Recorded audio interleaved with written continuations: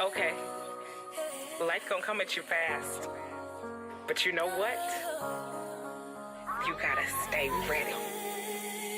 Strong enough, never gave up every time I gave my all. Refuse to fall. Strong enough. Can't stop, won't stop, keep going, don't stop. Thanks for tuning in to another episode of Real Estate Mastery with the Dealmaker, Jessica Myers, where we break down complex real estate strategies so that you can master them with ease. Today, we got joining us Jack Thomas of none other than Jetway Financial. Thanks for joining us today, Jack. How you doing? I am doing well, Jessica. Thanks for having me. Hi, people watching at home.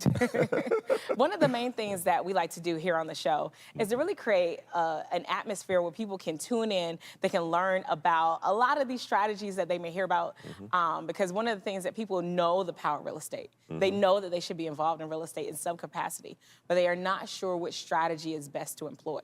And that's one of the things that we're talking about. How have you used real estate as the product, and what strategies within real estate have you employed to have success? Oh, wow. Great question, Jessica. I started so long ago in real estate. I pretty much have done everything in real estate with the exception of being an actual real estate developer. So when you say everything, that includes like what? Yeah, so I started off wholesaling, fixing flip. In fact, my first deal compromised so many of the same of multiple strategies.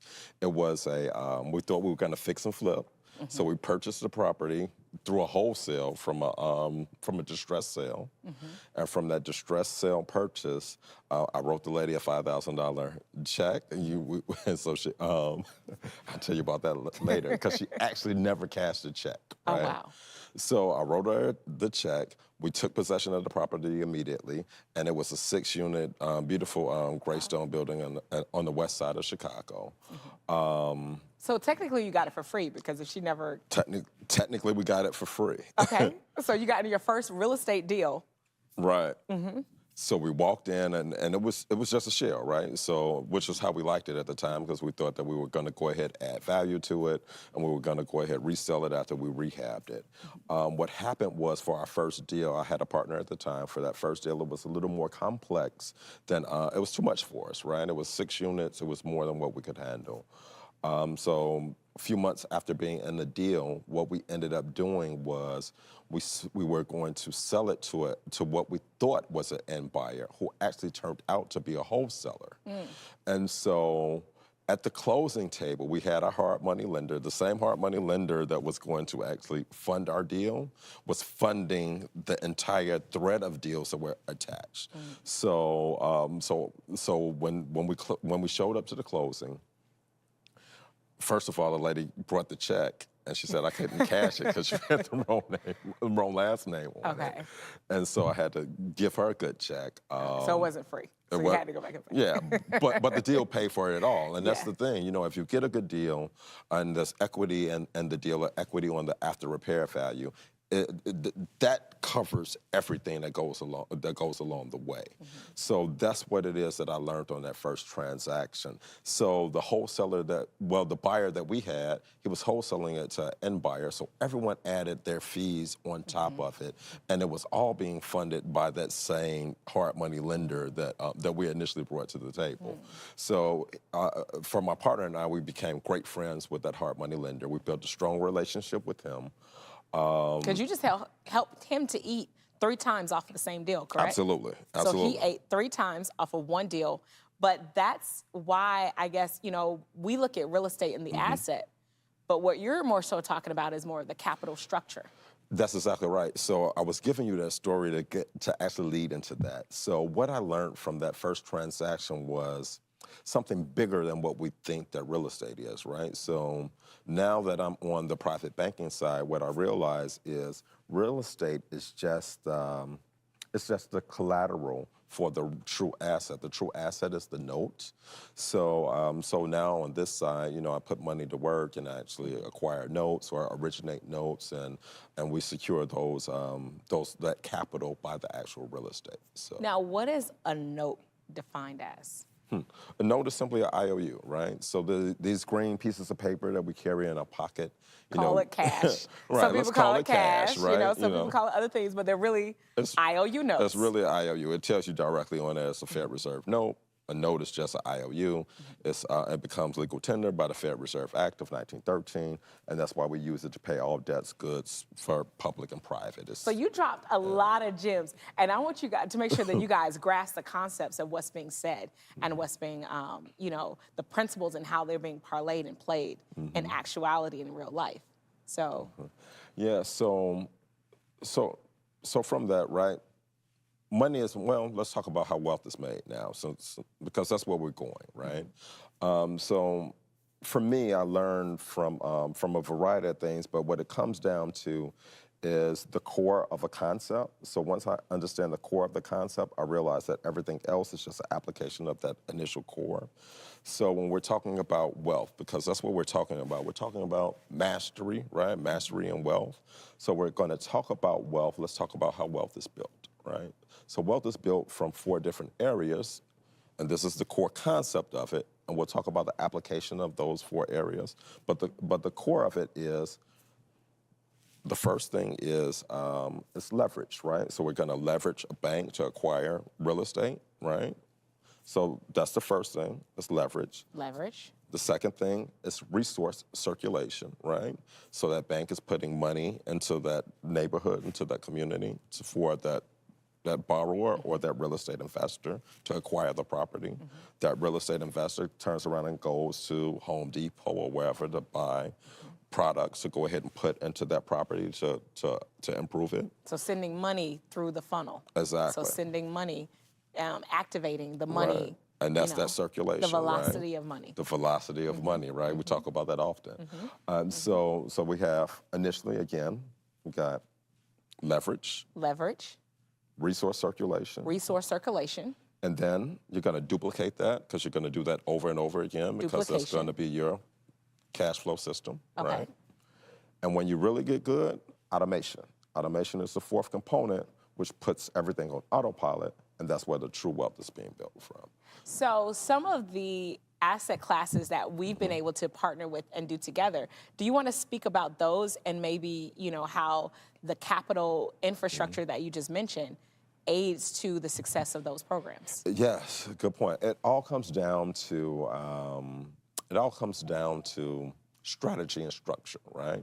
So for us, we're partnered on a few different strategies, right? And we have a couple of different companies that we have, and we have good strategies to make sure that we're able to do it. For example, with the hotels that we purchased, we used a syndication structure, whereas we had general partners, and then we had limited partners, which were the passive investors, and they bring money to the strategy to make it work.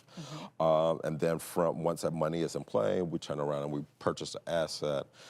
From that, we add whatever additional value that we need for that asset. So for example, for the hotels, one of the hotels needed a property improvement program. So we improved the property. We added value to it by updating the rooms. We increased the daily rate on those hotel rooms. And now it creates passive income for us and for the companies. So how do I apply the 4 steps of wealth building to, that scenario? Good question. So leverage. If we start with leverage, right? So the initial leverage is building a relationship with capital, right? With a lender, with your bank, with a private lender, with a real estate hard money lender, right? So you acquire a loan. You have a good relationship with a real estate agent, right? So they're finding you deals. You find a deal that you like, it's undervalued. You buy a deal that's undervalued. That's where you're going to really make your money at, right? If you find something that's undervalued, you add value to it, you already have equity and that transaction going in, right? Because that's how your wholesaler was able to be a part of the equation of the first time. They were able to get keen on identifying undervalued asset, because I feel like that's the win more than anything. Like you said, how you start is really the showcase of how it's going to go.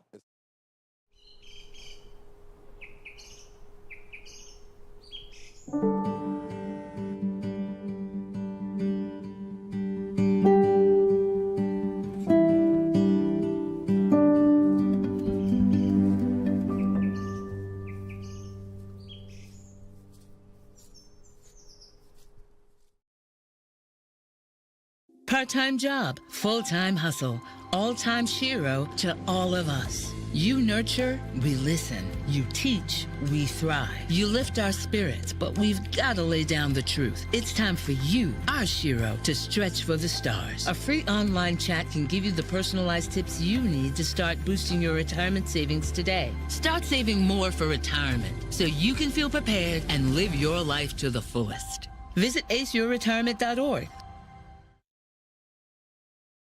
Every day, Millions of people Are connecting. father, cosplayer, Mentor. actor. It's time we take a step forward, come together, and discover how accepting our differences can make us stronger.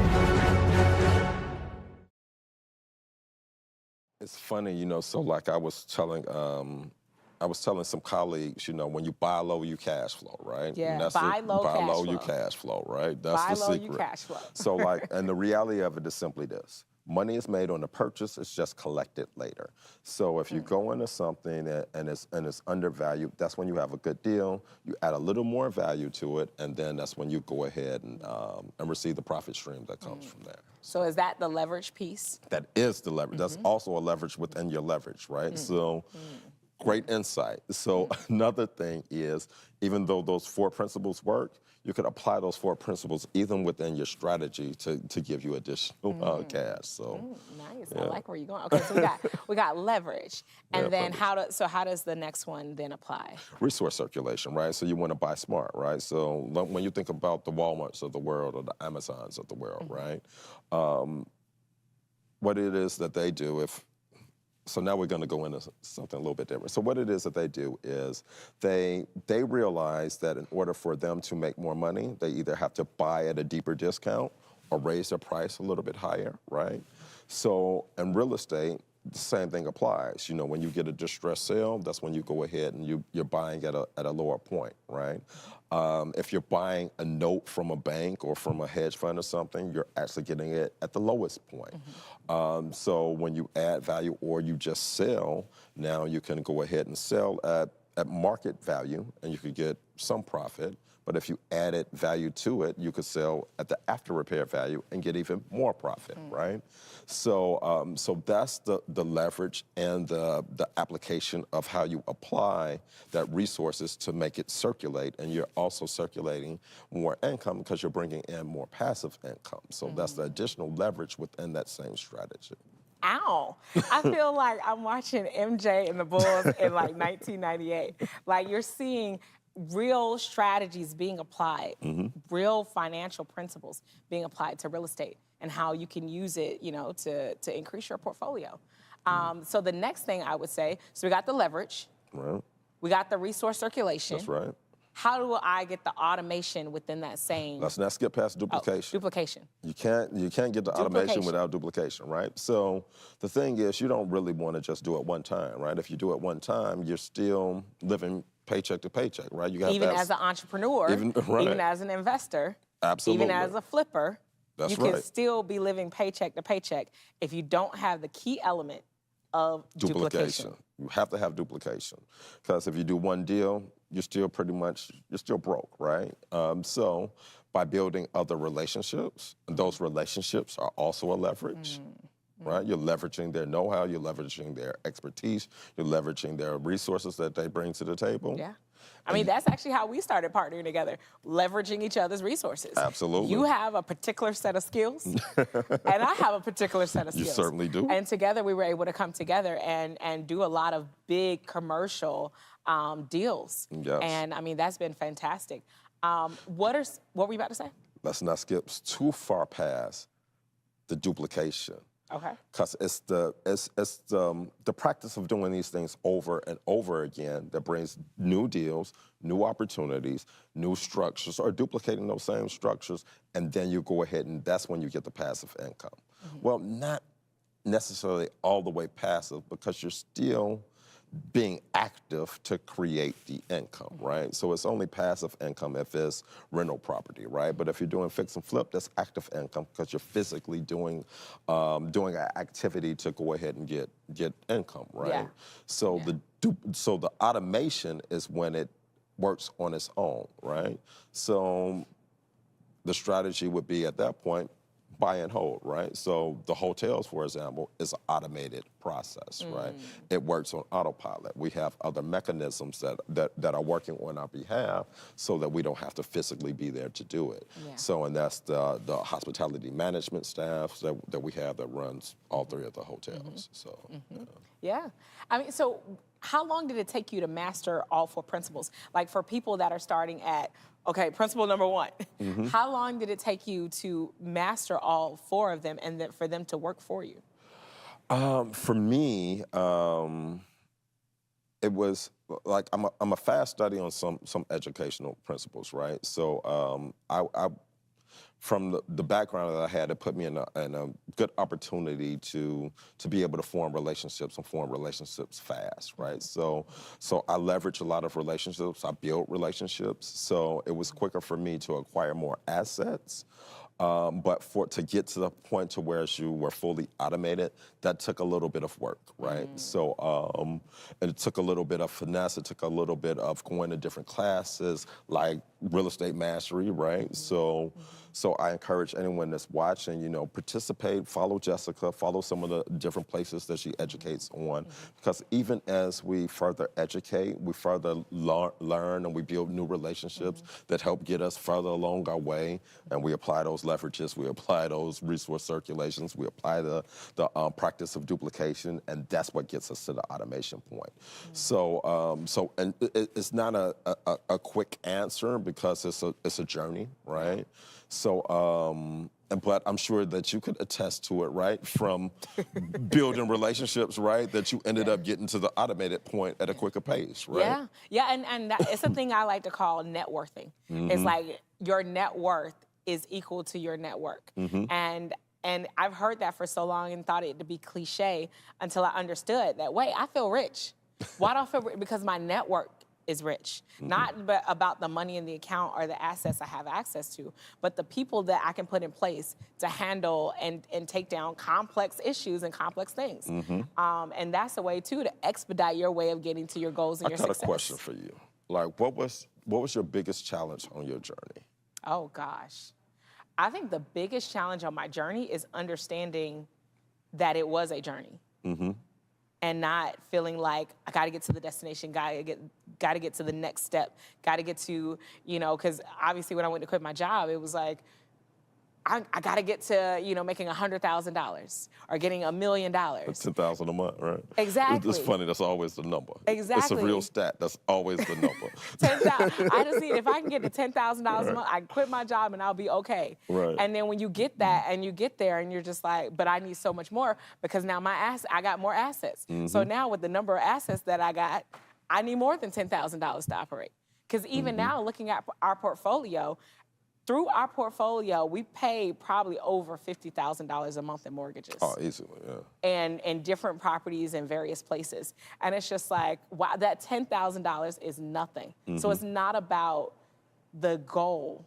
It's about understanding that it's the process. It's the same principles that help me to generate 10,000. When you duplicate it, and then you're able to put it on automation, you're able to now increase what you're able to get. So focus on the journey, the processes, and the things that get you there, the vehicles that get you there, versus gotta make $1 million. And I think that's where, when so many people get inside of real estate, they're just like, I wanna make money, Cool. Now you got all these assets, the money you thought you wanted, and let's not talk about inflation.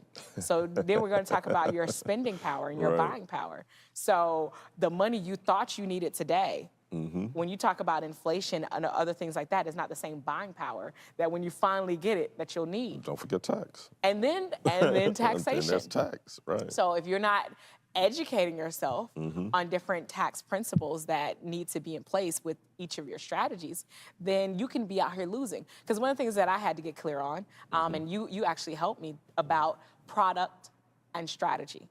The product is real estate. Right. But then there are so many strategies within real estate. Oh, yeah, several. But I think so many people get hung up on the product. Like, that's like, I gotta get something to eat, Now, chips is food. But chips won't sustain you in the long run. Right.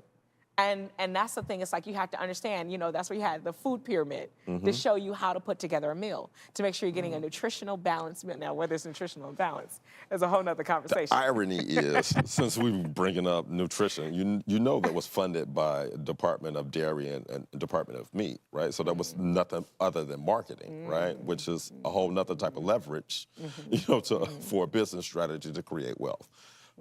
You see the core of the concept, different application of it. So everyone understands the core of wealth building. They just apply it to whatever vehicle or product it is that creates their passive income stream. So really, we're talking about real estate mastery and how this applies to real estate. We're talking about wealth. But it can apply to other things. We're just applying it to real estate in this conversation, but it applies to a variety of different things. Because a lot of people that are watching that want to get inside real estate, it's just like you're saying, these are basic wealth principles that can be applied to anything. So if you understand the core, then you could go ahead and apply it to wherever you want to apply it. Gotcha. Whatever widget it is that you want to create.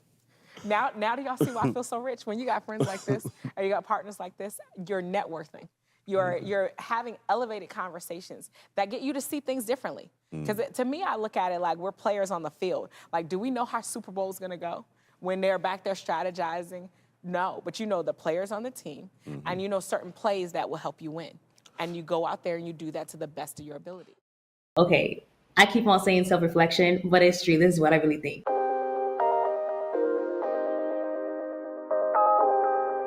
How do you recognize what you can do based off of what you want to do? Come on, being honest with yourself. How can I fit this into my schedule? I think it's really being honest with yourself. And if you're in a hierarchy kind of organization, being honest with the people that manage you and are over you.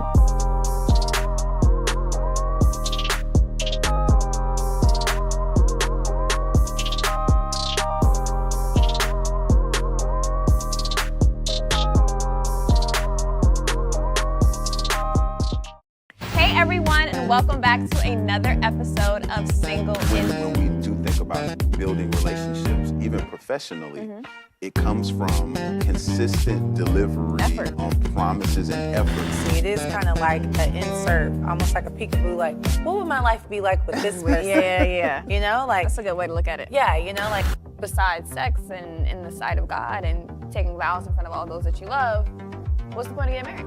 Have a great night. This is Single in the City. We'll see you next week.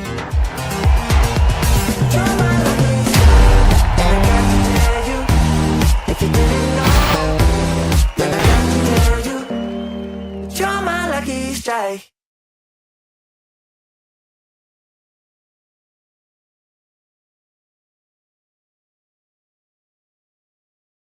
Honey, what I think you need is a socket wrench. I played JV basketball. I'm sorry. I don't think it looks right. This is good, and it's all good, baby. Is it really all good?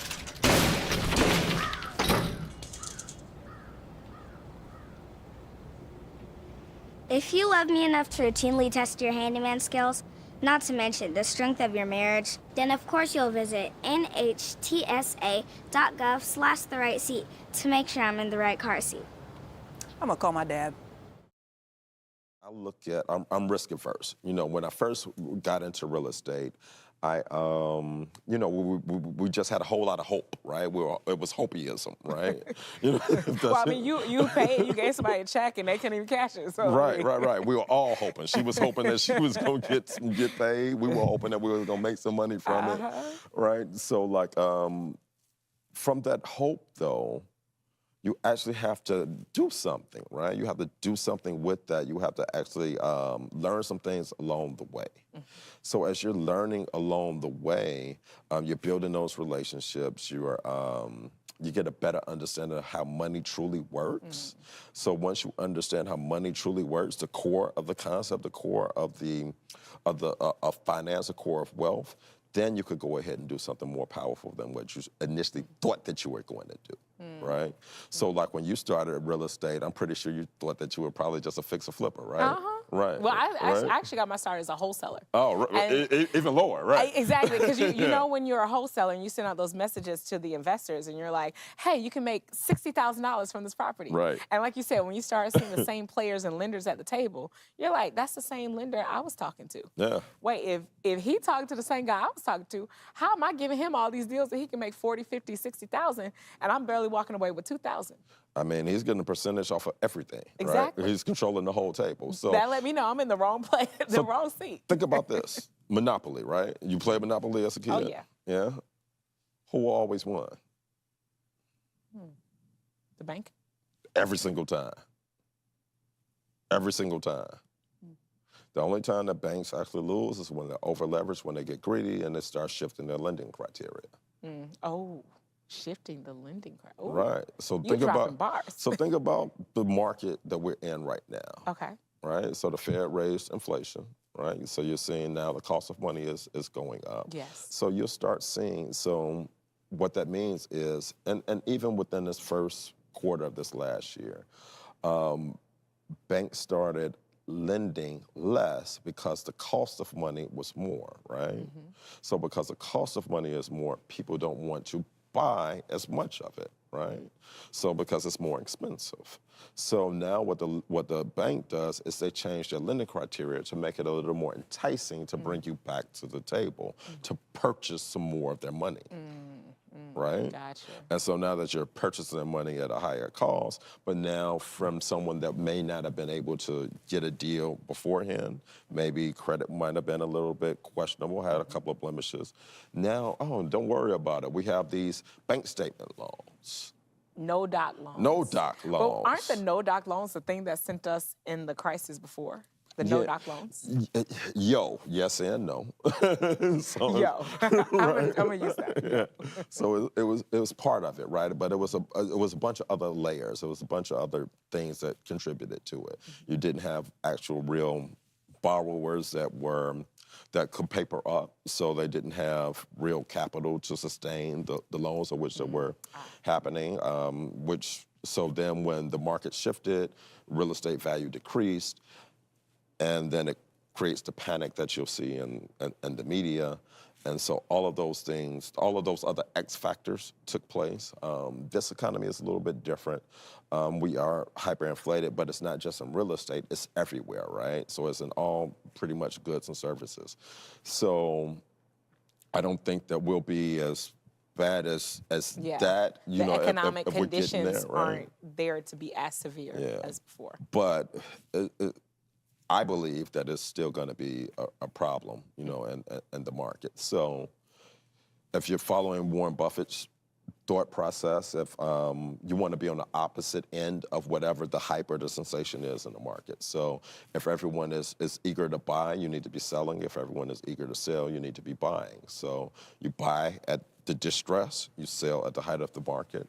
So for those that had already bought low, now is the time for you guys to be selling because people are buying and they're spending above asking price of property, right? So how do you know in your portfolio when building what to hold on to and then what to sell to take advantage of the peaks and the valleys? I would say you would look at what has the highest and best use or the highest value as well, right? So if it's and also definitely depending upon what kind of market or what kind of community that is in. So if that community is, so for example, right, I'll give you a real life example of my scenario. So I still own a small portfolio of single family homes in Chicago. So now for me, it's time to go ahead and sell those properties because they increased in value, but the reality of it is if I continue to hold them, and the break-even point for me to get, in order for me to break even with the sales, with the value, with the equity from the sales price, it would take me another 12 or 13 years to get that, right? So I would rather have cash now, so so when the market shifts, I could go ahead and reload, whether it's in real estate or whether it's in a true asset, which is the note, right? So now I would buy note as opposed to real estate, but that's just a pathology or a trajectory towards where you are in your investment career because we're talking about wealth. not just real estate. Yeah, it gives you the leverage that you need Absolutely. to then start the resource circulation, which then allows you to duplicate it. Absolutely. Until it's ultimately automated. Yep. I love it. I love how it all comes full circle. Now, if I'm getting started tomorrow, not knowing any of this stuff, Okay. what would you suggest I start? I would start at the core, right? So we're talking about, we all know that now at this point, we all know, you all know, wealth is built on 4 principles, right? Leverage, resource circulation, duplication, automation. So I would start at the beginning, right? Because we already reverse engineered the core strategy that's going to get you wealth, right? So I would start at the leverage. So the leverage would be building a strong team, right? Because you're gonna leverage the relationships that you have within your team to get you closer to your real goal, right? So from real estate, I learned that you need 5 core components, right? You need a good financial partner, right? So that's either your private money, your hard money, or your bank, right? You need a good attorney. Your attorney is going to come with his team and his resources. He's going to come with the title company, and he's going to come with some other things that you need for your toolbox, right? You're going to need good contractors because they're actually physically going to go ahead and do the work and keep your property up and running. You're going to need a good real estate agent, because that's what's going to go ahead and find you the deals and sell you the deals, and that real estate umbrella could also incorporate wholesalers, right? You need deal flow, right? And what else was it? So you got the real estate agent, that's the opportunity, the attorney. Real estate attorney. And then I have the financial partner, the financial the capital lender, partner. right? I forgot the 5th off the top of my head. So I can't remember off the top. Right. We got 4. We got 4 principles. But remember, it's 5. Yeah. Remember, it's 5. Right. Okay. Yeah. Okay. So, title company. Yeah, well, that comes with the attorney. But you still need to form your own relationship with the title company. Okay. Okay. You want them to move quick. You want them to know you. It's good that they know your attorney, but they need to have a relationship with you as well. Because I know a lot of title companies I reached out to, they always say that they'd rather deal with the attorney. Sure. But like you said, maybe you just got to get over that hump and I'm going to talk to you anyway. Listen, I don't care what you said. We're forming relationships. Yeah. Right? Because networking. Yeah, exactly. Networking, so the stronger that your relationships are within the resources within your relationship, the stronger of an investor that you become. Yeah. So now they end up sharing information that you may not have known, and then that gets you to closer to your goal at a faster pace. So speaking of, how can people stay tapped in? I'm all about surrounding yourself to have these elevated conversations. How can people tap into, what you created and to be around the conversations and everything like that? Jessica, it's conversations like these, right? So like mastery, right? So we have a Facebook group, right? A private Facebook group. Right, so what's the name of the... Wealth Builders, the Jetway. Wealth Builders, the Jetway. So at Wealth Builders, the Jetway. Private Facebook group that you can have access to. Wealth Builders, the Jetway. It keeps you tapped into conversations like this, right? It keeps you tapped in. And what other things are all coming to there? We're having this conversation, this show that'll be... Yeah. So like these conversations, book suggestions, because I was actually going to ask, what books, people should be reading as well. A ton of books. Yeah. So really just staying tapped into opportunities that come. A lot of those resources from building your team, where people may like, how do I get an attorney or how do I get that? So, allowing you to build your team. Accountants, you definitely need a good accounting team. Yes. Yeah. Okay. Yeah. So the players on the team, and those are the elements that are all coagulated through the Wealth Builders, the Jetway. But also, not just there, but we're bringing education from different components of different relationships that we have. Yeah. So it'll be from fireside chats. It'll be some information from some of your other classes that you teach as well, right? Yes. It's about mastery of wealth building overall and leveraging real estate and other assets or other, asset factories that help to generate money and keep your money flowing. Absolutely. You got to have different asset classes if you're going to have a balanced portfolio, right? So, yeah. Well, thank you for joining us today. How can people find you if they want to get more information? Well, I'm shy with social media. So but on Instagram, I'm follow_JT. Okay, Yeah, and then you can find us on Oh, well, Facebook, the private group on Facebook, yes. Right, and that's, yeah, you could shoot an email to jack@jetwayfinancial.com, and that's the best way to go ahead and reach me. All right.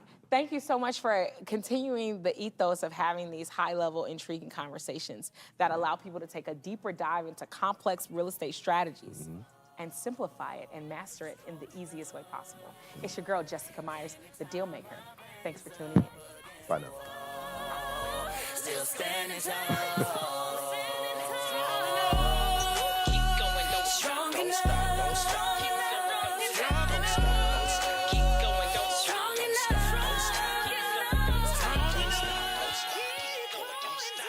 stop. You gotta push through. You gotta keep believing in yourself because you know you got it. So let's get it. Let's go.